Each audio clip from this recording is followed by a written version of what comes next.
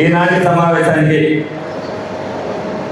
మరి ముఖ్య అతిథులుగా విచ్చేసిన గౌరవ Janasena incharge RTC chairman Reddappanaidu గారికి, బీజేపీ జిల్లా అధ్యక్షులు విక్రమ్ కిషోర్ గారికి, మేయర్ షేక్ నూర్జహాన్ నర్బాబు గారికి, కూడా చైర్మన్ గారికి, మార్కెట్ యార్డ్ చైర్మన్ గారికి, డిప్యూటీ మేయర్లకి, అదేవిధంగా వేదికను అందించిన కార్పొరేటర్లకి, కూటమి నాయకులకు, అదేవిధంగా ఏదైతే టిడ్కోకి కట్టిన లబ్ధిదారులందరికీ కూడా నా హృదయపూర్వక నమస్కారాలు తెలియపరుస్తున్నాను. ఇంత సమావేశం ఏర్పాటు చేయడానికి ముఖ్య కారణం మీ అందరికీ కూడా ఏ ప్రభుత్వం ఏం చేస్తుందనేది ప్రజలందరికీ కూడా తెలియాలి. అదేవిధంగా ఎవరైతే మిగతా 1500 మంది కూడా ఇంకా రాలేదో డీడీల కోసం, వాళ్ళందరూ కూడా తెలిస్తే రేపు నుంచి ఎక్కడెక్కడికి రావాలనేది అన్నీ కూడా మీకు ఉపయోగపడే మాట ప్రతిదీ కూడా చెప్తే అందరూ కూడా వినండి.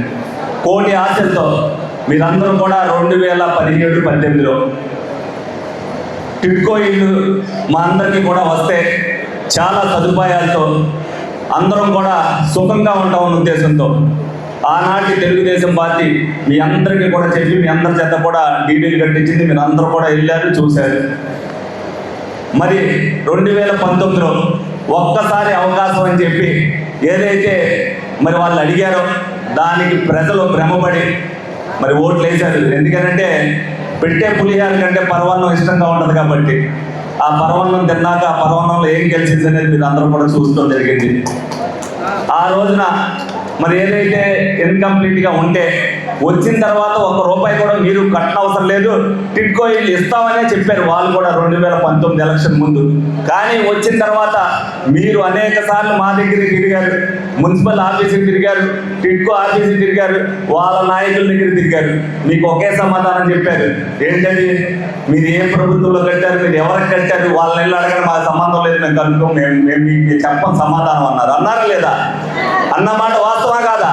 మీరు తిరిగారు, నా దగ్గర చెప్పారు. మేము అన్నాం, మేము వచ్చిన తర్వాత మీరు భయపడకండి, మీరు క్యాన్సిలేషన్ కూడా సంతకం పెట్టద్దు అని చెప్పి కూడా చెప్పాను చాలా మందికి. అయినా అనేక మంది వాలంటరీ వ్యవస్థ ద్వారా దేనికో దానికి సంతకం పెట్టించుకుని మీరందరూ కూడా మాకు ఈ టిడ్కో ఇల్లు అవసరం లేదు, మేము మీకు ఇచ్చేస్తున్నాం, మేము లోన్ కట్టే పరిస్థితిలో లేదని చెప్పి మీ అందరి దగ్గర కూడా సంతకాలు తీసుకుని 4272 ఇల్లు క్యాన్సిల్ చేశారు. మీ అందరి ఆశల మీద నీళ్లు పోసేశారు.